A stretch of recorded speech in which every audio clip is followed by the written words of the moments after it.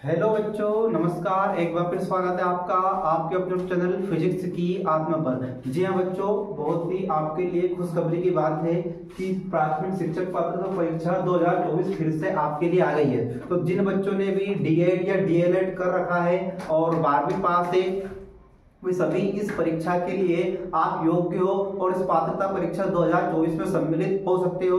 और ये बहुत ही सुनहरा मौका है मध्य प्रदेश के नौजवानों के लिए कि वे शिक्षक भर्ती में आए और बच्चों को शिक्षा दे। तो आइए बच्चों में एक एक करके आपको पूरा सिलेबस समझा देता हूं और आपको सबसे बड़ा जो डाउट रहता है, सबसे महत्वपूर्ण कंफ्यूजन जो रहता है कि हम कौन सी भाषा, क्योंकि यहाँ पर भाषा का चयन करना पड़ेगा, तो किस भाषा का आपको चयन करना है विस्तार से जानते हैं हम एक एक पॉइंट को। तो आइए बच्चों देखिए ध्यान से ना। सबसे पहला पॉइंट दिया आपको बाल विकास एवं शिक्षा शास्त्र। तो बाल विकास पेडागोजी आप सभी ने पढ़ी होगी अच्छे से। आप वापिस से आपके डीएड की बुक को उठा लीजिए और उसमें जितने भी पेडागोजी दी है आपको 0 वर्ष से लेकर 11 वर्ष तक बच्चे का जो डेवलपमेंट होता है वो पूरा आपको पता होना चाहिए, किस प्रकार बच्चे का विकास होता है। वहीं से क्वेश्चन बनेंगे तो वो आपको पूरा का पूरा पढ़ना है ना। तो पेडागोजी आपका जो शिक्षा शास्त्रीय अनिवार्य विषय है और इसमें प्रश्नों की संख्या 30 रहेगी। कितने नंबर रहेगी प्रश्नों की संख्या?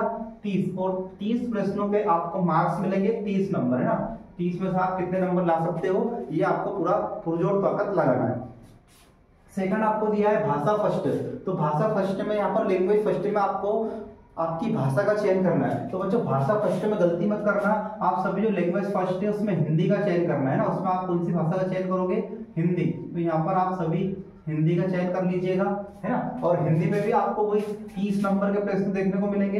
इन 30 नंबर के प्रश्नों में आपको 30 नंबर आप ला सकते हो यहाँ से, है ना। यहाँ से भी आप कितने नंबर ला सकते हो? 30 नंबर बच्चों ला सकते हो। फिर सेकंड आता है यहाँ पर भाषा 2। तो भाषा 2 में आपके पास में 3 भाषा रहेगी। उन तीनों में से आपको चयन करना है। पहला रहेगी आपकी इंग्लिश, दूसरी आपकी हिंदी और तीसरी आपकी रहेगी उर्दू, है ना। उर्दू का आप यहाँ पर उपयोग कर सकते हो। 3 भाषा रहेगी इसमें, इंग्लिश, हिंदी और उर्दू, है ना। यहाँ पर उर्दू भी आपकी हो जाएगी। और लास्ट यहाँ पर भी आपको ये भी 30 नंबर 30 क्वेश्चन मिलेंगे। प्रश्नों की संख्या 30 रहेगी जिसमें से आप 30 नंबर ला सकते हो। अगला जो रहेगा आपका गणित रहेगा, गणित विषय रहेगा। गणित विषय में भी आपको 30 नंबर के क्वेश्चन मिलेंगे और उसमें से आप 30 नंबर मिलेंगे आपको। जितने आप ला सकते हो उतने ला सकते हो। और लास्ट आपको पर्यावरण अध्ययन करना है, इन्वायरमेंट स्टडी करना है, वो भी आपका 30 नंबर का है। और यहाँ पर भी आपको कितने मार्क्स मिलेंगे?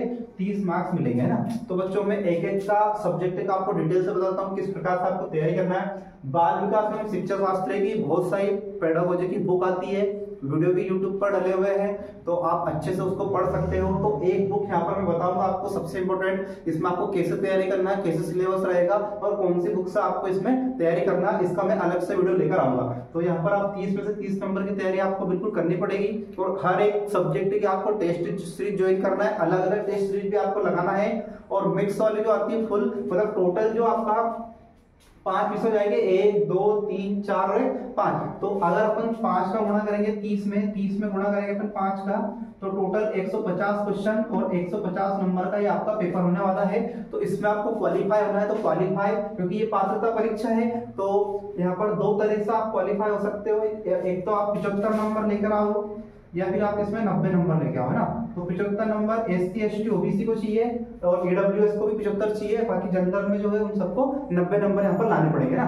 तो आपका रेशो चलता है 50% और 60% नंबर लाने का, तब जाके आप क्वालिफाई हो जाओगे। और क्वालिफाई हो जाओगे उसके बाद में इसके जो परीक्षा आपकी जाएगी उसके 4 या 5 महीने के बाद में आपकी चयन परीक्षा होगी। और चयन परीक्षा का अभी सिलेबस नहीं है, लेकिन जहां तक पता है कि चयन परीक्षा 100 नंबर की होने वाली है, वो भी मिक्स क्वेश्चनों की रहेगी ना। तो 100 अंकों का आपका चयन होगा और 150 का आपका ये जो पात्रता परीक्षा है क्वालिफाई करना है ये होगा, है ना। तो क्वालिफाई करने के लिए आपको ज्यादा चिंता का विषय नहीं करना है, बस आपको थोड़ा सा यहाँ पर समझ दिखाना है। सबसे मेन जो कंफ्यूज बच्चे होते हैं कि हम यहाँ पर इंग्लिश ले, हिंदी ले, उर्दू, और एक और होती है बच्चों यहाँ पर मेन लैंग्वेज में भूल गया हूँ, उसका नाम मैं लिख देता हूँ। एक संस्कृत भी यहाँ पर आप ले सकते हो ना। आप क्या ले सकते हो? संस्कृत। तो बच्चों सबसे पहले तो यदि आपने भाषा फर्स्ट में हिंदी का चयन कर लिया है तो यहाँ से हिंदी हट जाएगी। अगर आपने फर्स्ट लैंग्वेज में हिंदी का चयन कर लिया तो इसमें से हिंदी हट जाएगी। फिर आपके पास में इंग्लिश, उर्दू और संस्कृत रहेगी। इन तीनों में से आप कोई सी भाषा ले सकते हो। तो सबसे मेन बच्चे कंफ्यूजन होते हैं इंग्लिश और संस्कृत में, तो आपको कौन सी भाषा लेनी है ना। तो मैं बता दूं, जिन बच्चों ने वर्ग 1 तक का पढ़ रखा है, जिन्होंने एमए किया है उर्दू से, वो तो उर्दू ले लेना, क्योंकि आपकी उर्दू पे पकड़ अच्छी है, आपने उर्दू पढ़ाया है, पढ़ भी रहे हो, तो उम्मीद है कि आप उर्दू में बहुत अच्छे नंबर लेकर आ जाओगे। और जिन बच्चों का इंग्लिश अच्छा है, जिन बच्चों ने बीई करी है, स्पेशल बहुत सारे बच्चे ऐसे होते हैं जो डीएड कर लेते हैं 12वीं के बाद में, और जब 12वीं के बाद वो बी कंप्लीट हो जाती है, उनका इंजीनियरिंग कंप्लीट हो जाता है, तो वो शिक्षा के फील्ड में आना चाहते हैं। तो बहुत सारे बच्चों ने ऐसा भी कर रखा है कि बी करके वो वापस से डीएड कर लेते हैं या डीएलएड कर लेते हैं। तो उन बच्चों में बता दूं जिन्हें बी कर रखी है, उनको इंग्लिश, यदि आपने फर्स्ट हिंदी ली तो सेकंड आपको यहाँ पर इंग्लिश का चयन करना है। और जिन बच्चों ने एमए कर रखा है संस्कृत में, या फिर उनका ग्रेजुएशन में संस्कृत मुख्य विषय रहा है, तो यदि आपकी पकड़ बहुत अच्छी संस्कृत के ऊपर है, तो आप यहाँ पर संस्कृत का चयन कीजिए। मैं ऐसे बच्चों की बात कर रहा हूँ कि जिसकी ना तो इंग्लिश अच्छी है और ना ही संस्कृत अच्छी है, तो फिर आपको क्या करना है, आपको दोनों ही सब्जेक्ट में मेहनत करनी पड़ेगी। तो मेहनत के लिए ये है कि इंग्लिश में कुछ जो अनसीन पैसेज आते हैं, तो अनसीन पैसेज में आप इंग्लिश में एक एक शब्दों का मीनिंग नहीं निकाल पाओगे, तो उसमें आपको समस्या आएगी कहीं ना कहीं। तो यदि आपने हिंदी की तैयारी करो तो हिंदी और संस्कृत में ज्यादा डिफरेंस नहीं रहता है, थोड़ा बहुत कुछ न कुछ पोर्शन उसका मिक्स भी चलता है। तो अगर आप इंग्लिश लोगे तो कहीं ना कहीं आपको दिक्कत आएगी। उन बच्चों के लिए जिनको दोनों सब्जेक्ट में कंफ्यूजन है, तो आपको फिर संस्कृत विषय का चयन करना है। संस्कृत विषय का चयन करोगे तो आपको 15 नंबर के, यहाँ पर 15 नंबर के आपको गद्य और पद्य मिलेंगे, 15 नंबर के आपको गद्य और पद्य मिलेंगे, है ना। और इंग्लिश में भी अनसीन पैसेज आएंगे 15 नंबर के, और 15 नंबर के इसकी जो ग्रामेटिकल है, ग्रामर है, वो ग्रामर पूरी की पूरी यहाँ पर आपको देखने को मिलेगी।